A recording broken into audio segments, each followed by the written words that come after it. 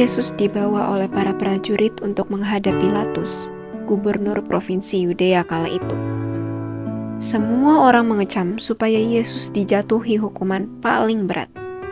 Apalagi orang-orang Farisi yang sudah lama ingin menyingkirkan Yesus. Mereka menuduh segala hal yang jahat kepadanya. Tetapi Pilatus melihat bahwa orang yang ada di hadapannya ini tidak bersalah sama sekali. Bahkan ia ingin membebaskan Yesus. Tetapi ketika Pilatus melihat bahwa segala usaha akan sia-sia, malah sudah mulai timbul kekacauan, ia mengambil air dan membasuh tangannya di hadapan orang banyak dan berkata, "Aku tidak bersalah terhadap darah orang ini. Itu urusan kamu sendiri." Akhirnya keputusan sudah bulat dan Yesus harus disalib. Ia memikul salib yang besar dan berat itu menuju tempat yang bernama tempat tengkorak. Dalam bahasa Ibrani disebut Golgota. Mereka menganyam sebuah mahkota duri dan menaruhnya di atas kepalanya, lalu memberikan dia sebatang buluh di tangan kanannya. Kemudian mereka berlutut di hadapannya dan mengolok-olokkan dia. Katanya, "Salam, hai Raja orang Yahudi." Yesus memanggul salib yang berat melewati lorong-lorong yang sempit, gelap dan banyak bebatuan. Ia merasa lelah sekali hingga jatuh untuk pertama kalinya. Dalam nubuat Nabi Yesaya dikatakan, "Tetapi sesungguhnya penyakit kitalah yang ditanggungnya, dan kesengsaraan kita yang dipikulnya. Padahal kita mengira dia kena tulah, dipukul dan ditindas Allah. Tetapi dia tertikam oleh karena pemberontakan kita. Dia diremukkan oleh karena kejahatan kita. Ganjaran yang mendatangkan keselamatan bagi kita ditimpakan kepadanya, dan oleh bilur-bilurnya kita menjadi sembuh."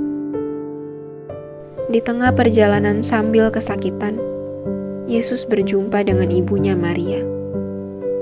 Hati Maria hancur dan amat perih. Tetapi ia sudah tahu bahwa ini semua akan terjadi. Maka ia terus setia menemani perjalanan Yesus hingga puncak Golgota.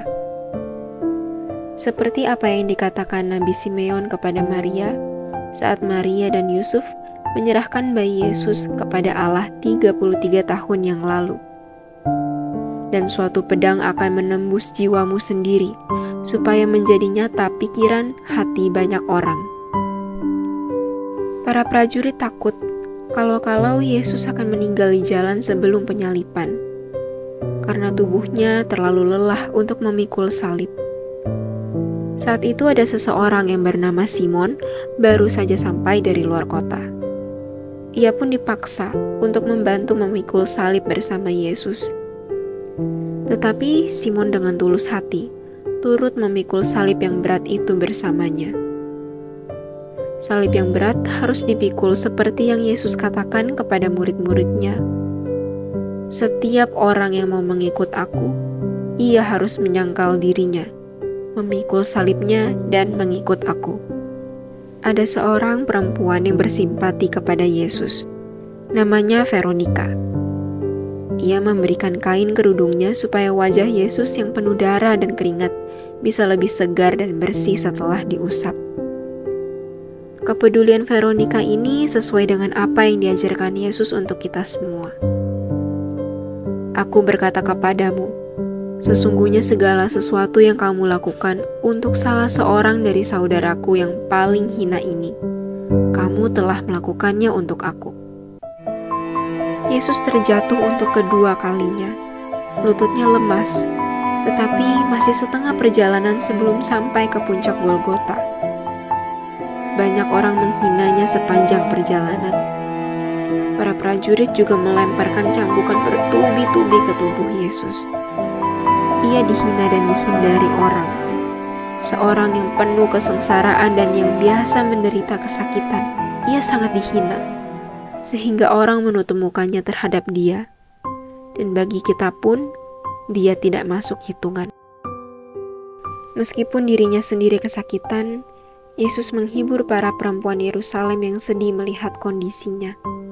Yesus berpaling kepada mereka dan berkata, "Hai putri-putri Yerusalem, janganlah kamu menangisi aku, melainkan tangisilah dirimu sendiri dan anak-anakmu. Sebab lihat, akan tiba masanya orang berkata, berbahagialah perempuan mandul dan yang rahimnya tidak pernah melahirkan, dan yang susunya tidak pernah menyusui. Maka orang akan mulai berkata kepada gunung-gunung, runtuhlah menimpa kami, dan kepada bukit-bukit, timbunilah kami. Sebab jikalau orang berbuat demikian dengan kayu hidup, apakah yang akan terjadi dengan kayu kering?" Yesus jatuh untuk ketiga kalinya. Ini adalah akhir dari perjalanannya memikul salib. Seperti yang diucapkan oleh seorang pemazmur dalam kitab Mazmur, "Semua yang melihat aku mengolok-olok aku. Mereka mencibirkan bibirnya, menggelengkan kepalanya.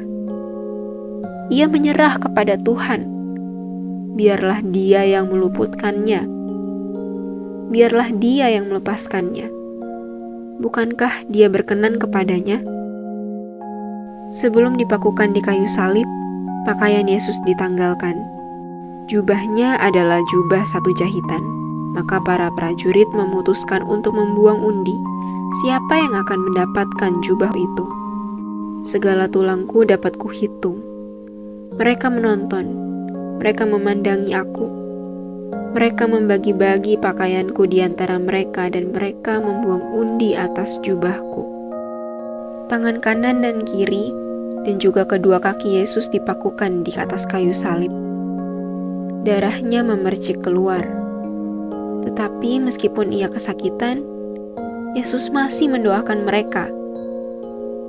Yesus berkata, "Ya Bapa, ampunilah mereka, sebab mereka tidak tahu apa yang mereka perbuat."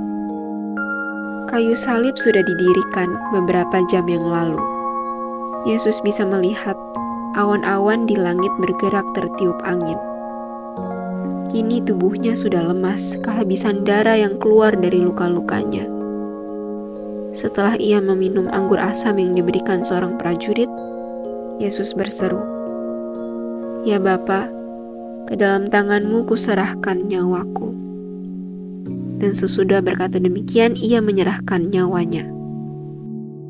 Yusuf dari Arimatea yang adalah pengikut Yesus telah meminta izin kepada Pilatus untuk mengambil mayat Yesus. Setelah diturunkan dari salib, Maria ibu Yesus memeluk anaknya yang dengan erat. Ia pun merelakan kepergiannya dengan tegar hati. Mereka mengambil mayat Yesus, mengapaninya dengan kain lenan, dan membubuhinya dengan rempah-rempah menurut adat orang Yahudi bila menguburkan mayat. Dekat tempat di mana Yesus disalibkan, ada suatu taman, dan dalam taman itu ada suatu kubur baru yang di dalamnya belum pernah dimakamkan seseorang. Karena hari itu hari persiapan orang Yahudi, sedang kubur itu tidak jauh letaknya, maka mereka meletakkan mayat Yesus ke situ. Teman-teman semua, selamat memperingati Hari Jumat Agung ya. Teruslah ingat kebaikan dan kasih sayang Tuhan Yesus yang besar sekali melalui hidup dan wafatnya bagi kita.